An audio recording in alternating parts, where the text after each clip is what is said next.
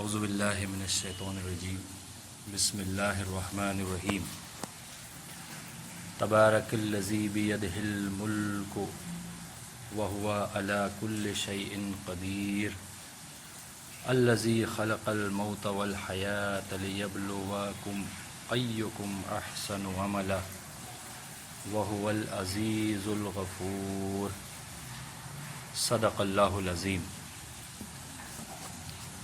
آپ کے سامنے ابھی سورہ ملک کی شروعات کی صرف 2 آیات تلاوت کی ہیں، پہلے اور دوسری آیت۔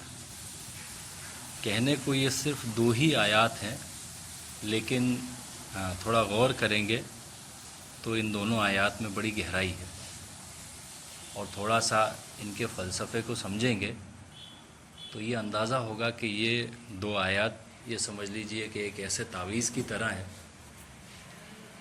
کہ جس کو ہم ان 2 آیات کو لکھ لیں اور اپنے پاکٹ میں رکھ لیں، تو پھر اپنی زندگی میں جو بھی موقع آتے ہیں، الگ الگ خوشی کا موقع ہے یا غم کا موقع ہے، یا پھر کوئی بہت بڑی پریشانی آ گئی ہے، یا کوئی اللہ کی طرف سے بہت بڑی نعمتیں مل گئی ہیں، تو جو بھی ہے مطلب اچھائی اور برائی کے جو بھی پہلو ہیں زندگی میں ہمارے آتے جاتے رہتے ہیں، وہ جو بھی آئیں تو یہ ایسی ماسٹر کیز ہے کہ یہ 2 آیتیں نکالیں اور ان کو پڑھ لیں۔ ایسا میں کیوں کہہ رہا ہوں، یہ انشاءاللہ ان کو جب ان کا ترجمہ دیکھتے ہیں اور تھوڑا سا ان کو سمجھنے کی کوشش کریں گے تو انشاءاللہ بات واضح ہوگی۔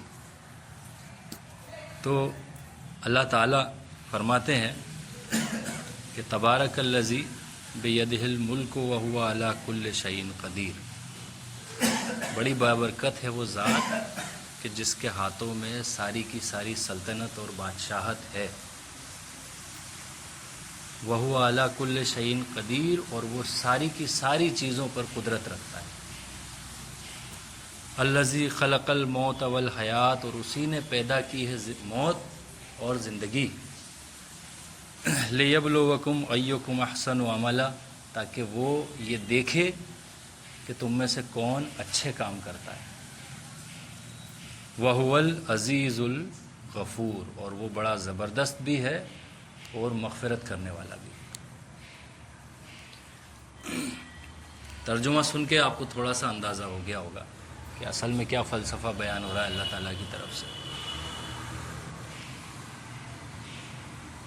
اور ترجمہ سن کے آپ کو یہ اندازہ بھی ہو گیا ہوگا کہ مقصد جو ہے ایکچول میں پورا کے پورا جو نچوڑ ہے اللہ تعالیٰ کی پیغام کا، وہ یہاں کہیں نہ کہیں بہت جامع انداز میں بیان ہو رہا ہے۔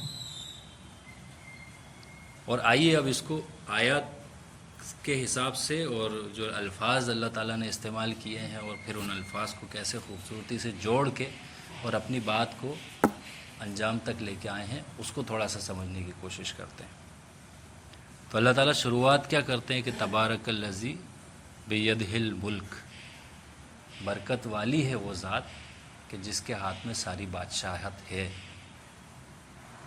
اللہ تعالیٰ اپنے آپ کو کہہ رہے ہیں کہ میری ذات جو ہے وہ ذات برکتوں والی ہے۔ اب آپ کے اور ہمارے نظریے سے برکت کیا چیز ہے؟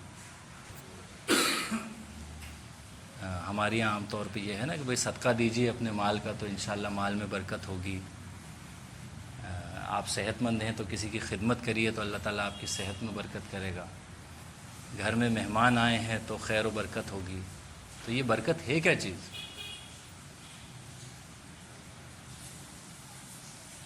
تو اس کو 2-3 چھوٹی چھوٹی مثالوں سے سمجھتے ہیں۔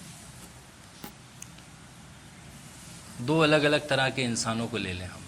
آپ یہ دیکھتے ہوں گے کہ کچھ انسان ایسے ہوتے ہیں کہ جو دونوں کے لیے کمپیریزن میں آپ کی زندگی میں بھی پریکٹیکلی حالات میں بھی ایسے لوگ ہوتے ہوں گے کہ جن کے آس پاس جو سرکمسٹانسز ہیں، جو حالات ہیں، وہ ان میں زیادہ فرق نہیں ہے، اور دونوں کے لیے 24 گھنٹے کا ایک دن ہے۔ لیکن بہت سارے لوگ ایسے ہیں جو اس 24 گھنٹے کے ایک دن میں اپنا ایک کام مشکل سے مکمل کر لیتے ہیں، اور کبھی وہ بھی ادھورا رہ جاتا ہے۔ اور بہت سے ایسے ہیں کہ وہ ایک کی جگہ 3-4 کام کمپلیٹ کر رہے ہیں، اور اس کے بعد کسی رشتہ دار کے یہاں بھی مل کے آ گئے ہیں، اور پھر شام میں دوستوں میں بیٹھ کے گپے لڑا رہے ہیں، نمازیں پڑھنے کا بھی وقت مل گیا ہے۔ یہ کمپیریزن آپ خود کر کے دیکھنا، یہ نہیں کیا ہے تو ہو جائے گا، یا تو بہت ساروں کو ہوگا۔ کچھ ایک وہ کمپیریزن کہ بہت سے لوگ ایک ہماری سیلری آنے والی ہے یا ہمارا بزنس ہے تو فلاں جگہ سے ہمیں اتنا مال آنے والا ہے، اور پھر اس کی پلاننگ ہو جاتی ہے کہ یار یہ میرے اوپر ذمہ داریاں ہیں، یہ مجھے دینا ہے، یہ کام ہے، تو انشاءاللہ ان پیسوں میں سے یہ کام میرے نکل جائیں۔ پیپر کے اوپر وہ کیلکولیشن ہو گیا، لیکن اصل میں بہت سی بار کچھ لوگوں کے ساتھ، اور بہت سی بار ایسا ہوتا ہے ایک ہی انسان کے ساتھ الگ الگ اوقات میں، کہ جو سوچا تھا پیپر پہ کہ اتنے پیسوں سے یہ 10 کام ہو جائیں گے، 8 کام ہو جائیں گے، 3 ہی ہوئے، 5 رہ گئے۔ پیپر پہ کیلکولیشن تو پرفیکٹ تھا، کام 3 ہی ہوئے، 5-6 رہ گئے۔ اور کبھی کبھی ایسا ہوتا ہے کہ 10 کام لکھے تھے، وہ 10 پورے گئے، اور پھر بھی یہ پیسے بچ کیسے گئے؟ بچ بھی گئے۔ پریکٹیکل لائف میں ہوتا ہے، بہت سے لوگوں نے تجربہ کیا ہوگا اور نہیں کیا ہے تو کرنے کی کوشش کریں، یہ پریکٹیکلی ہوتا ہے۔ اور اس کو اور تھوڑی سی ایک باریک سی مثال سے اور سمجھنے کی کوشش کریں تو یہ دیکھیں کہ بہت سی بار ایسا ہوتا ہے نا کہ ہمارے ساتھ، ایک ہی انسان کے ساتھ کبھی ہمارے اوپر ایسا وقت گزرتا ہے کہ ہم بیٹھے ہیں اور بہت دیر سے بیٹھے ہوئے ہیں، اور گھڑی دیکھی تو 10 منٹ ہی ہوئے ہیں یا 5 منٹ ہی ہوئے ہیں۔ ہم بیٹھے ہیں، بہت دیر سے بیٹھے ہیں، اور گھڑی دیکھی تو 5 منٹ ہی ہوئے یا 10 منٹ ہی ہوئے، اور لگ ایسا رہا ہے جیسے گھنٹہ بھر ہو گیا بیٹھے بیٹھے۔ یا پھر کوئی پرانا دوست مل گیا ہے، بہت خاص مل گیا ہے کوئی، اور اس کے ساتھ بیٹھ گئے باتیں کرنے کے لیے، اور گھڑی پہ نظر گئی تو گورے 1.5 گھنٹہ ہو گیا یار، مجھے فلاں کام کو جانا تھا۔ تو گھڑی تو تیز نہیں ہوئی نا اپنی رفتار سے، یہ تو وہی چلے گی، اس کی رفتار کم زیادہ نہیں ہوئی ہے۔ تو کوئی نہ کوئی ایک ہمارے جذبات، ہمارے احساسات اور دوسرے جو سرکمسٹانسز ہیں، مطلب یہ تو چیزیں وہ ہیں جو ہمارے سمجھ میں آ رہی ہیں، جو ہمارے چاروں طرف ایک نظام قائم ہے جو کام کر رہا ہے، اس کے اندر کہیں نہ کہیں ایک تبدیلی پیدا ہو جاتی ہے۔ تو سمجھ میں آیا، برکت وہ چیز ہے جس کو ہم کہتے ہیں بڑھنے والی، بڑھنے والی، بڑھا دینے والی۔ تو اگر کسی کے 24 گھنٹے میں 4 کام ہو رہے ہیں اور کسی کا 1 ہی ہو رہا ہے مشکل سے، تو آپ کیا کہیں گے کہ وہ جس کے 4 ہو رہے ہیں اللہ تعالیٰ نے اس کے وقت میں برکت دے دی، جس کے پیسوں سے اس کے سوچے ہوئے 10 کام کی جگہ 3 ہی ہوئے اور کسی کے 10 ہو کے بھی بچ گئے، تو آپ کیا کہیں گے اس کے مال میں برکت دے دی۔ اور ہوتا ہے یہ پریکٹیکل۔ آپ یہ سوچ رہے تھے کہ 1 گھنٹہ کیسے نکل گیا پتہ نہیں چلا، اور وہ 5-10 منٹ جو آپ کو گھنٹے بھر کے برابر لگے، آپ نے اس میں بیچ میں کچھ کر بھی لیا ہو تو وہ وقت میں آپ کی برکت ہو گئی۔ آپ کو 5 منٹ نکلے ہیں، آپ کو کام آپ کے گھنٹے بھر کے ہو گئے اس میں۔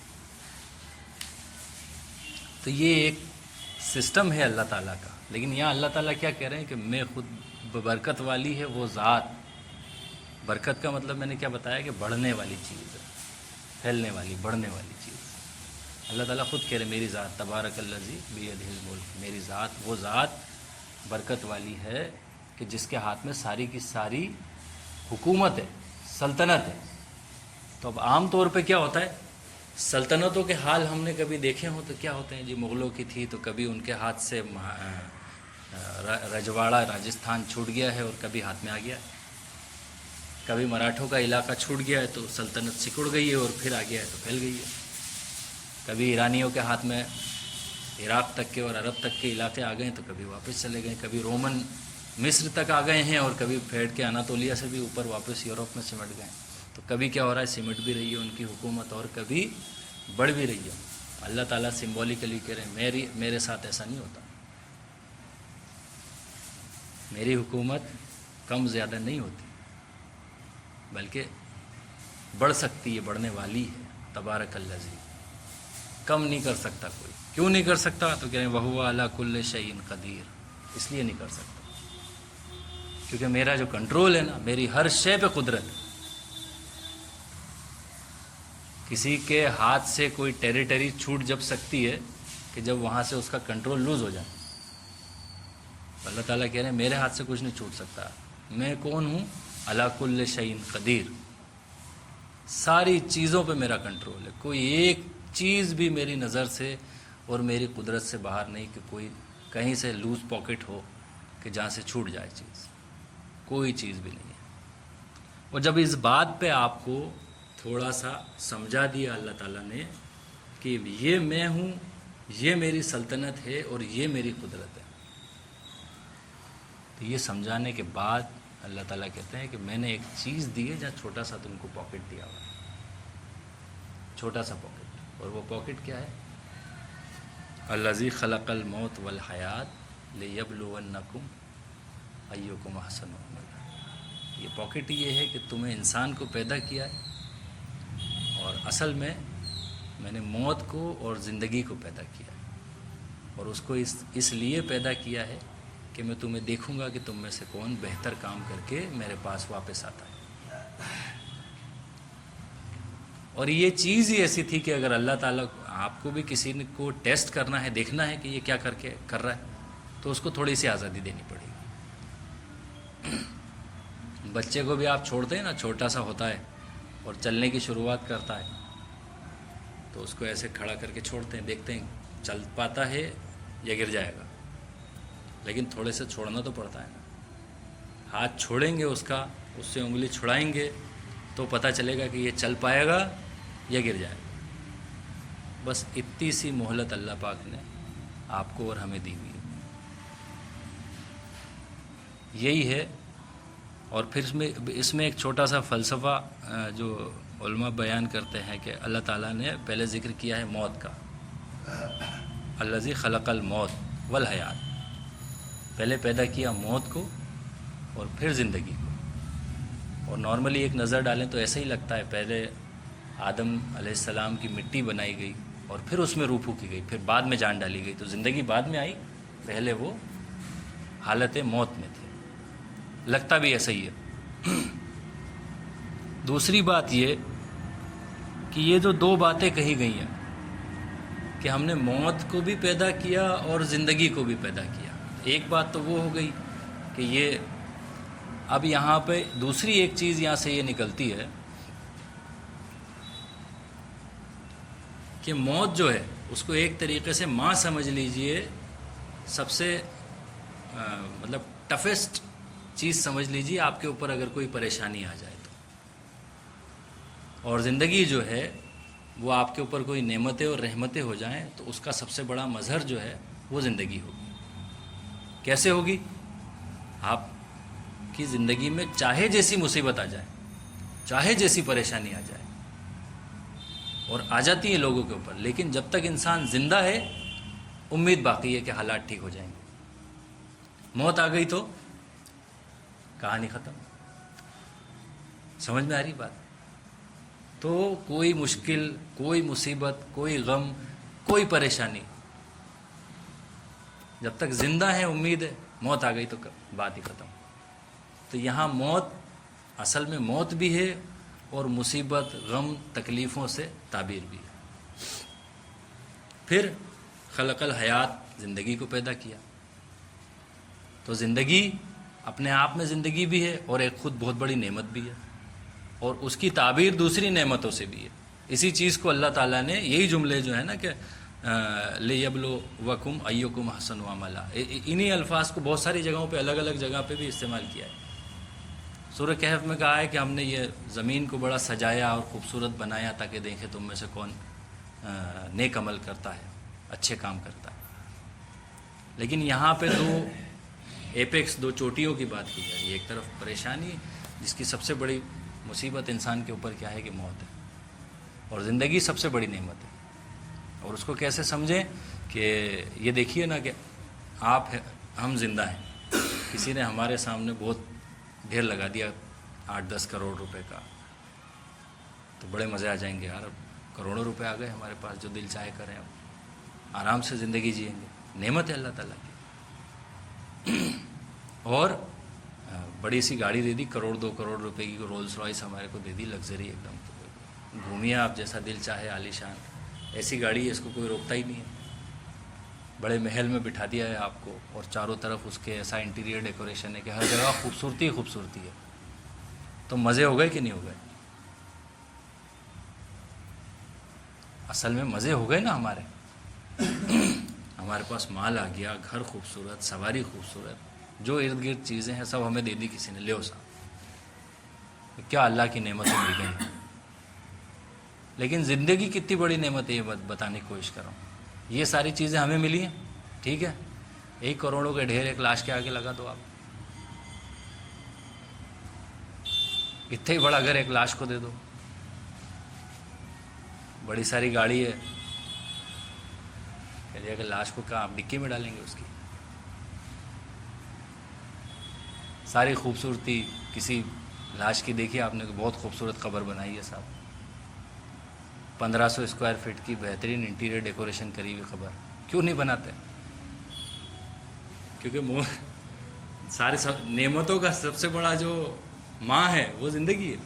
ساری نعمتیں جب ہیں کہ جب زندگی ہوگی تو ٹھیک ہے، مر گئے تو کہانی ختم.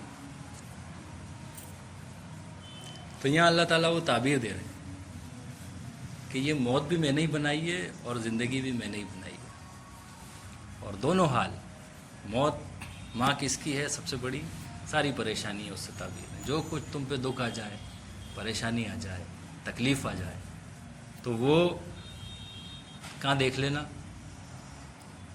اس میں تمہیں چیک کروں گا تم کیا کر رہے ہو. تم پہ تکلیف آئی ہے، پیسے کی پریشانی آ گئی ہے، اولاد نافرمان ہے، گھر کے اندر امن نہیں ہے، کسی باہری چیز سے خطرہ ہے، ذہنی پریشانی ہے، بیماری آ گئی ہے، صحت نہیں ہے، بیمار آزار ہو گئے ہو. اس ٹائم تم کیا کرتے ہو؟ یہ تمہارے سرکمسٹانسز ہوں گے الگ الگ قسم کے، الگ الگ انسانوں کے اوپر. ہر انسان پہ الگ قسم کے حالات آئیں گے نا، الگ سرکمسٹانسز ہوں گے. اس میں تم کیا کر رہے ہو؟ کسی کے پاس بہت اچھا بزنس چل گیا ہے اور بہت مال آ گیا ہے، اولاد بھی فرما بردار ہے، سب کچھ ہو رہا ہے، اچھا، تو یہ اس کے حالات ہیں. یہ وہاں پہ اللہ تعالیٰ یہ دیکھے گا کہ اب یہاں تم کیا کر رہے ہو. دونوں حالات میں اللہ پاک نے کہا میں یہ دیکھتا ہوں کہ تم کیا کر رہے ہو.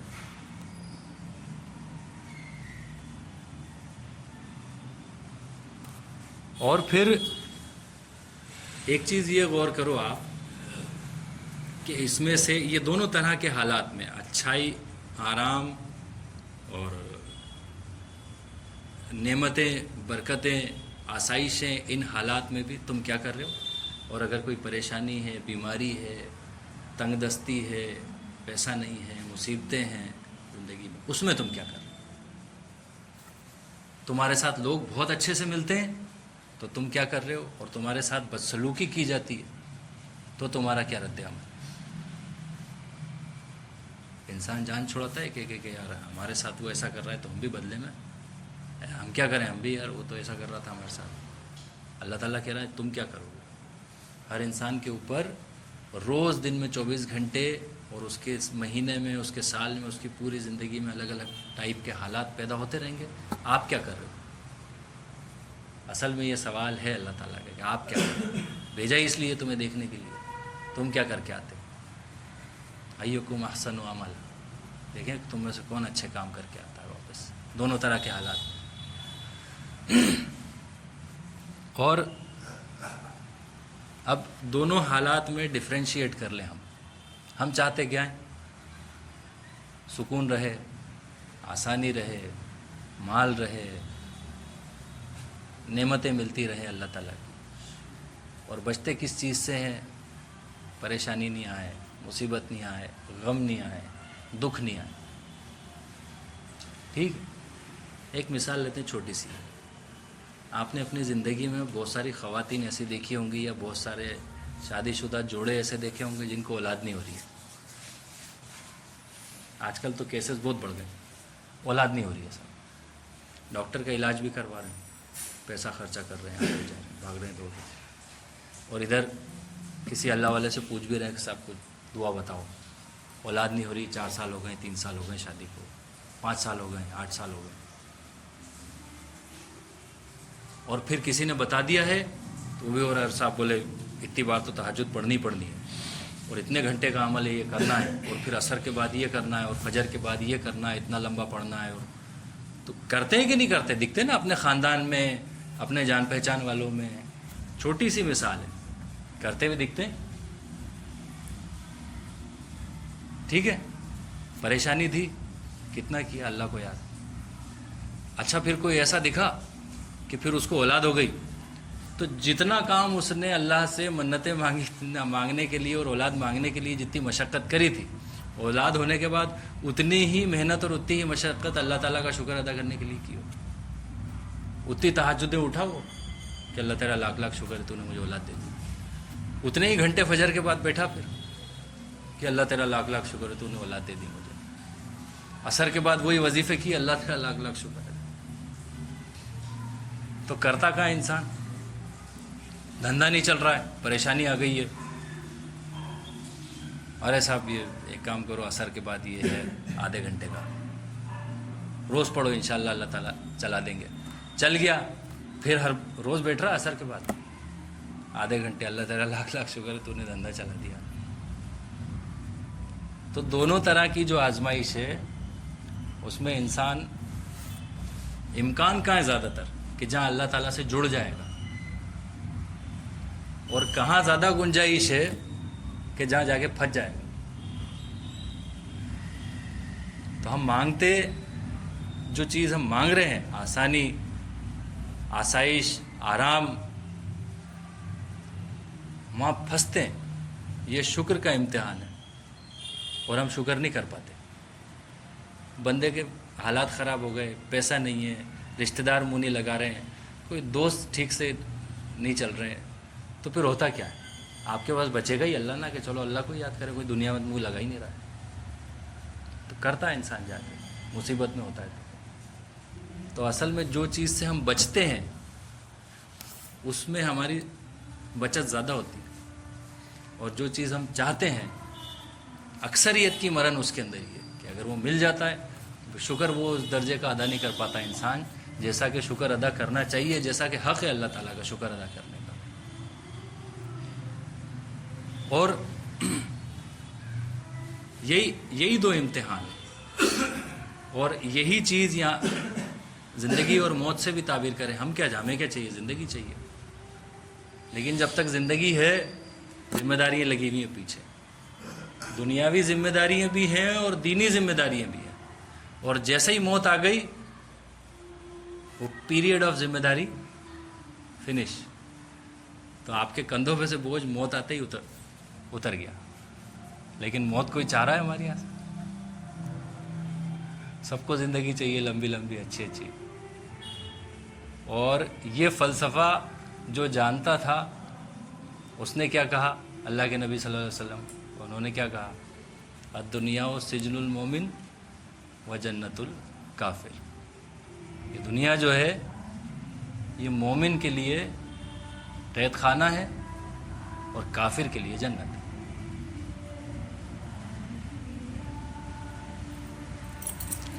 तो ये फ़लसफ़ा वहाँ आँखों के अंदर बिल्कुल क्लियर था कि ये बात जो समझ जाएगा ना कि ये दुनिया में जो चीज़ हम चाह रहे हैं उसमें ज़्यादा मज़ा है, ज़िंदगी चाह रहे हैं उसमें ज़िम्मेदारी है, तो उसके लिए तो फिर जिसको ज़िम्मेदारियों का एहसास हो जाएगा उस लिए कैद खाना है, और मौत उसके लिए निजात बन जाती है।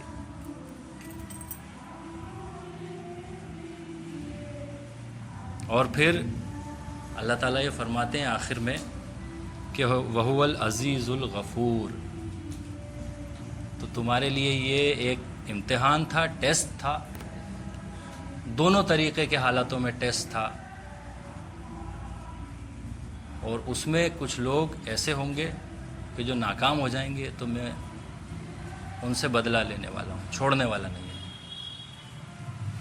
मैं उनके लिए ज़बरदस्त हूँ, अल अज़ीज़ हूँ। और जो लोग अपनी ज़िम्मेदारियाँ पूरी करने की कोशिश करते रहेंगे, तो कुछ से हो जाएंगी और कुछ से कमी पेशी होगी, लेकिन जो कोशिश करते रहेंगे तो उनके लिए मैं الغفور، معاف کرنے والا ہوں۔ اور اللہ تعالیٰ سے دعا ہے کہ ہم جن چیزوں کے اندر ہم خیر سمجھتے ہیں وہ خیر ہوں ہمارے لیے تو ہی ہمیں ملے، ورنہ اگر ہم لوگ شکر کرنے والے نہیں ہیں اتنے اچھے تو اللہ تعالیٰ پھر ان سے جان ہی چھڑائے کہ جن چیزوں کو ہم چاہ رہے ہیں،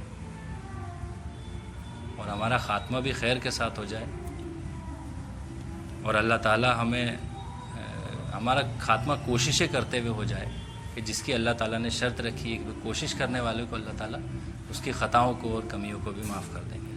وآخر الدعوانا الحمدللہ۔